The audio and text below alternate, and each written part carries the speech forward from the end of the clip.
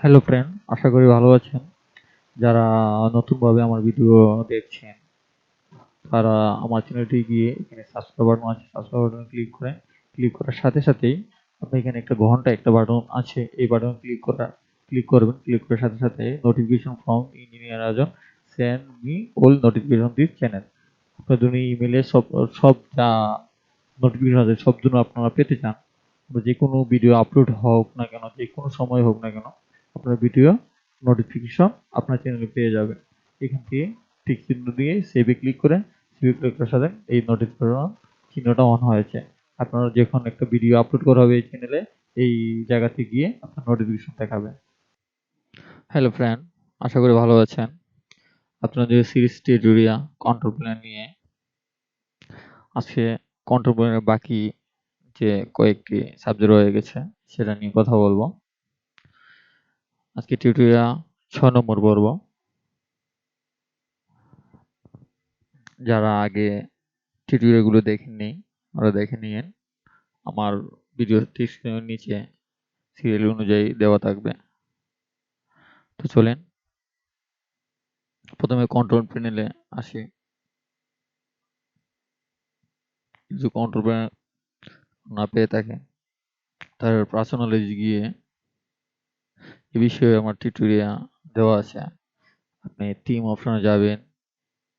Team option থেকে desktop icon, শুধু Windows 10 এর জন্য, এখান থেকে দেখিয়ে দিবেন, দিয়ে ওকে দিয়ে দিবেন। তো আপনি এখানে কন্ট্রোল প্যানেল রিসেট লিখবেন, মাই কম্পিউটার পেয়ে যাবেন।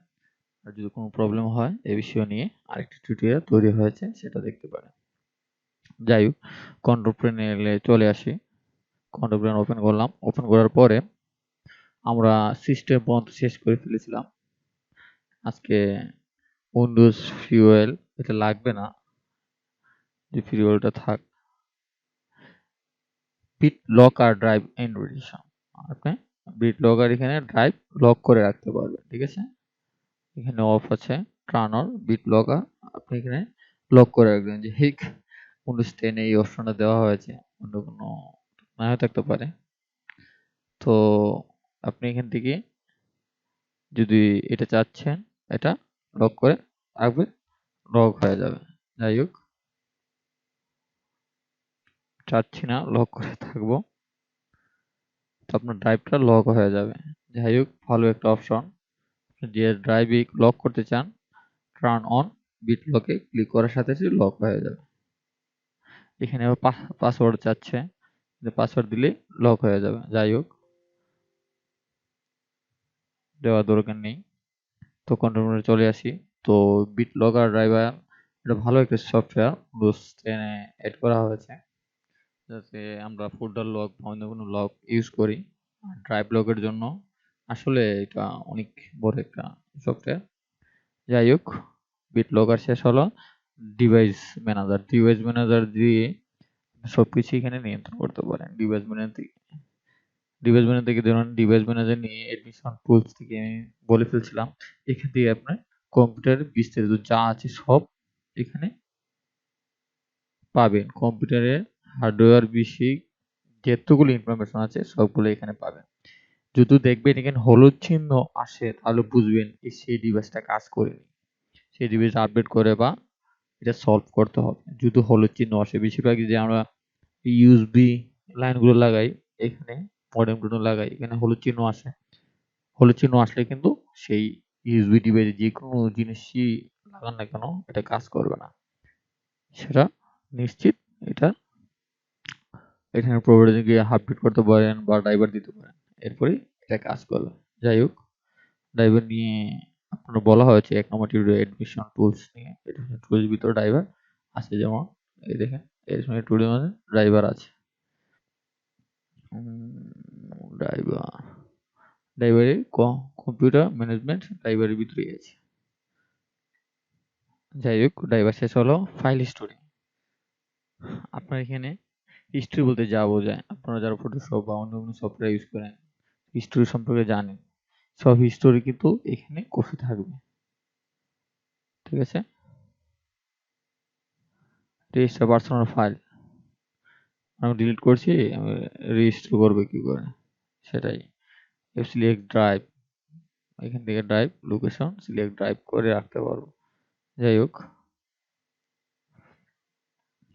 আমরা যাব এখন ইন্টেল আমাদের প্রসেসর, সেই প্রসেসরটা উইন্ডোজ 10 ইন্টেল এইচডি গ্রাফিক্স, সেটা আমার যে মাদারবোর্ড আছে সেই মাদারবোর্ডের যে প্রসেসরটা আছে প্রসেসরটা এখানে শো করছে। এই প্রসেসরটা কি কি আছে, এখান থেকে আপনি যারা উইন্ডোজ 10 ইউজ করেন অন্য অপারেটিং সিস্টেমে আছে সব কিছু আছে। ডিসপ্লে সেটিং আপনি করতে পারবেন, এই যে ডিসপ্লে থেকে আপনি বাড়াতে কমাতে পারবেন, অনেক কিছু করতে পারবেন, সেটা নিয়ে বলার দরকার নেই। প্রোফাইল 3Dও এড করা হয়েছে। এখান থেকেও আপনারা দেখেন যে উল্টা হয়ে যায়, ডিসপ্লে উল্টা হয়ে যায় বা কিটা হয়ে যায়, এরকম কাজ করা যায়। আবার এখান থেকে যে এরো কিউ সাহায্য ডিসপ্লেটা ঠিক করা যায়।